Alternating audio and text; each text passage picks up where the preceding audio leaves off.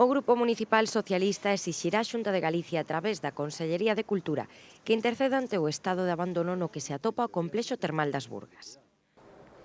Precariedade, desinterés, falta de planificación e ningún tipo de intención en cambiar a situación do noso termalismo. No caso concreto do espazo no que estamos neste momento, que é o complexo termal das Burgas, pois a situación era a que todos coñecíamos, non? A piscina termal que temos aquí a nosa esquerda, pois levaba 3 anos sin funcionar.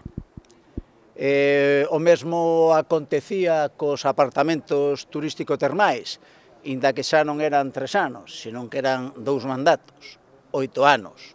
O mesmo ocurría ca taberna termal, e tamén atopábamos pois con un espazo que tiña que ser un dinamizador cultural do casco histórico do Vic das Burgas, que estaba a funcionar en precario. Sobre a piscina termal, sinalou que se ben é certo que a obra de rehabilitación foi recepcionada 8 meses atrás pola administración local, actualmente continúa pechada logo de 4 anos, sen que nin a cidadanía nin o turismo se poida beneficiar da instalación.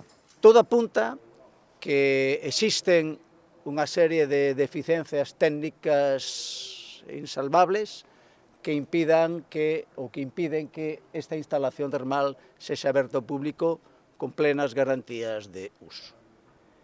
Deficiencias técnicas que xa se coñecían, polo menos eran de dominio público no Concello, eran coñecidas cando a obra se recepcionou, e a pregunta que nos facemos é por que o concelleiro de Infraestructuras, que era o que vigilaba o bo desenvolvemento da rehabilitación e, polo tanto, o encargado de recepcionar as obras, por que aceptou esa situación?